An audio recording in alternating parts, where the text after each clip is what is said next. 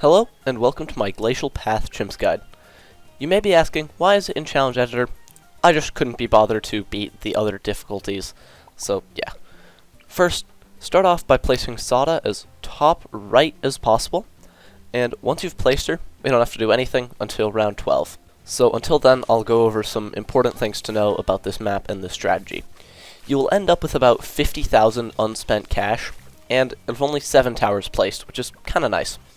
But the main thing is that it is very important to place the towers at the same time I do and have auto start off for this. Until the end, of course. But, yep, it is very important to place the towers at the same time I do because of how the freeze works on this map. So your towers get frozen for 2 rounds, every 10 rounds after they were placed. So, yeah, you have to place them on the same rounds as me or else you'll have completely different outcomes on some rounds and you'll probably lose. So, yeah, now let's actually speed up until round 12, because that's all the things I have to say.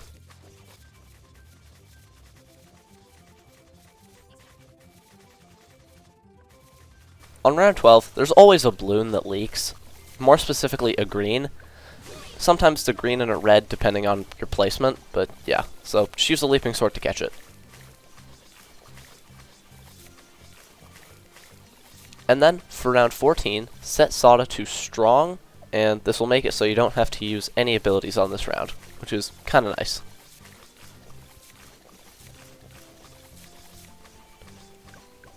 After 14, set Sada back to first, and then place a wizard right over here as bottom right as possible. And upgrade him to a 1-2-0 wall of fire, and set his wall of fire to the bend right over here. This guy will end up becoming our mandatory Dragon Breath in any Sada run, so yeah, why not get wall of fire now?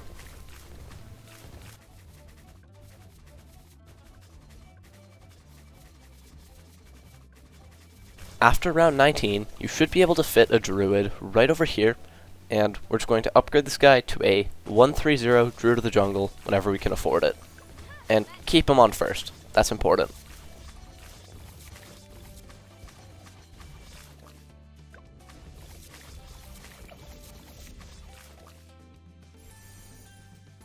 Once we've gotten the 1-3-0 Druid of the Jungle set to first, we don't have to do anything until the end of round 31. So, see you then.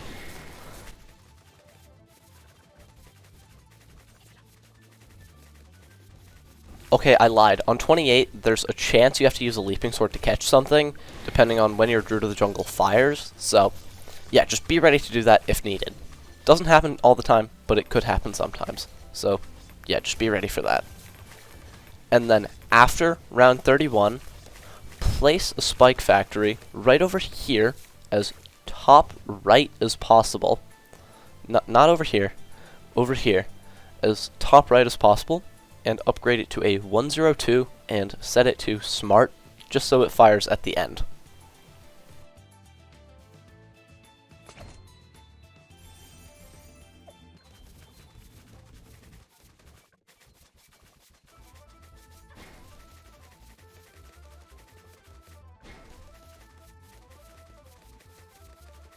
Upgrade your wizard to a Dragon Breath in the middle of 36, or just whenever you can afford it.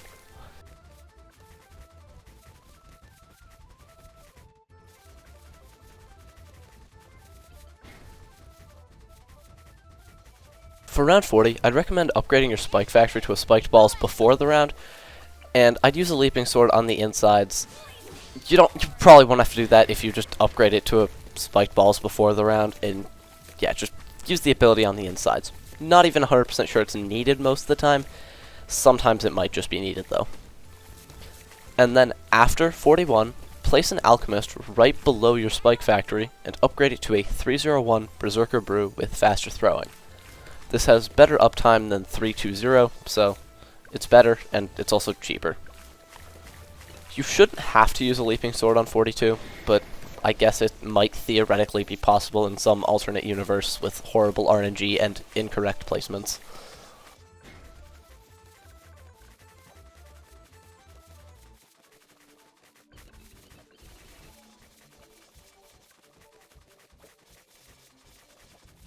Once you can afford it, upgrade your spiked balls to a spiked mines.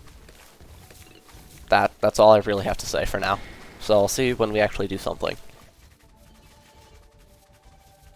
After 49, place a mortar right over here and upgrade it to a 023 signal flare and set it right on top of your Dragon's Breath. The signal flare is used for about 2 rounds in the entire run, so yeah, it's not that important, but just get it. And get Jungle's Bounty when you can afford it. The 2 rounds that the signal flare is actually used for are 51 and 62. Other than that, it's completely useless. So yeah. Once you have gotten your signal flare and your Jungle's Bounty, we're AFK until 62. So, see you then.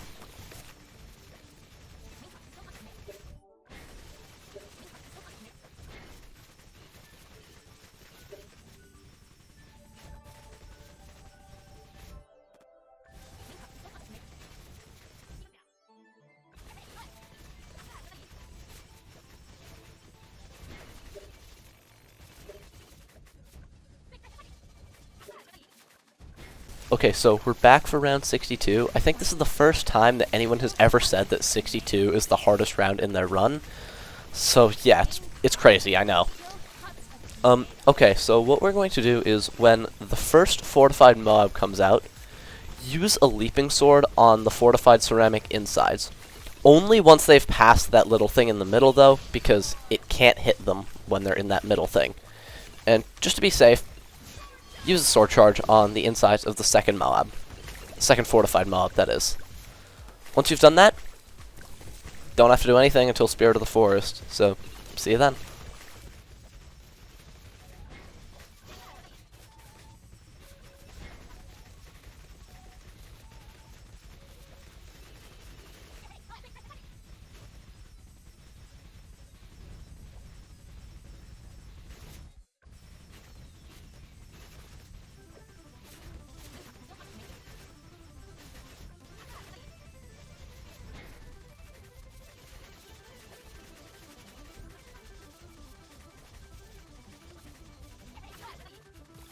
Well, I actually lied. How rude of me. This is the second time.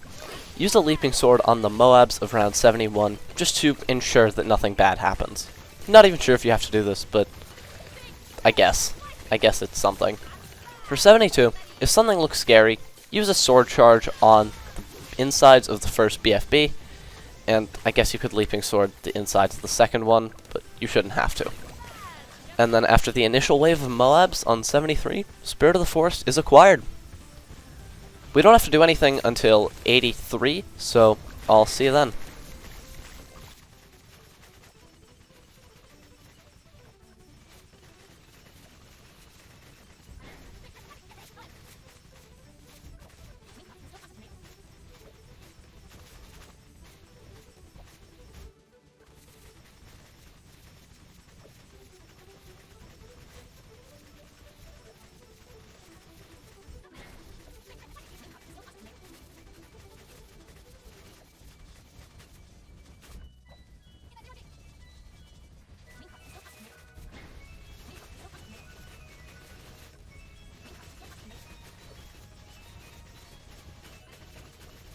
After 83, place a spike factory right over here, just in this small gap, and upgrade it to a 250 Carpet of Spikes when you have the money.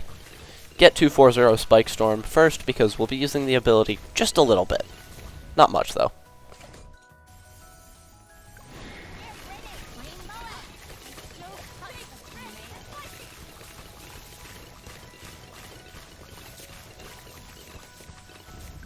On 85, use the Spike Storm because even Sada is frozen and we don't really have any ZOMG damage. And then also, use it again off cooldown, just because, as I said before, we don't have any ZOMG damage. And we have to kill the ZOMG or else it will kill us, and we wouldn't like that, would we? 86 gets absolutely rolled and gives us time for Spike Storm to come off cooldown for 87 when we need it again, which is kind of unfortunate, but you know, what are you gonna do? For 87, just use a Spike Storm right as the round starts.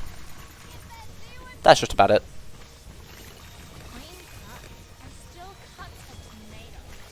And then, 88, you don't have to do anything, which is kind of neat.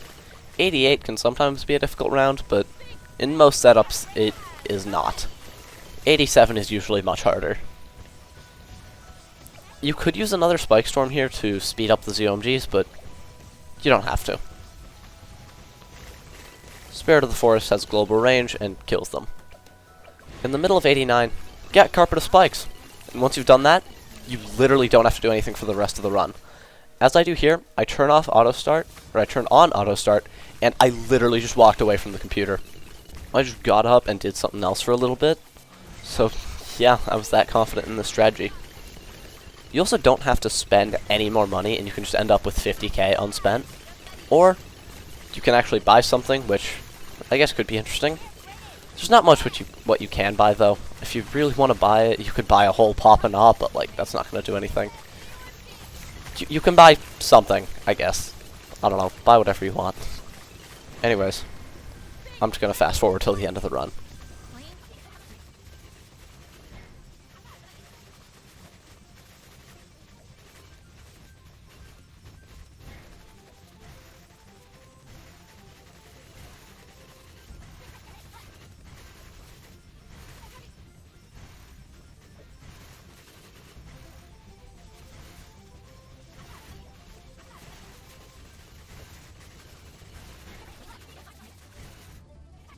I'm back for round 100, where the bad gets absolutely rolled by Carpet of Spikes, and Spirit of the Forest is just frozen and not able to do anything. But we can forget about that. Round 100 gets absolutely destroyed by Carpet of Spikes, and yeah.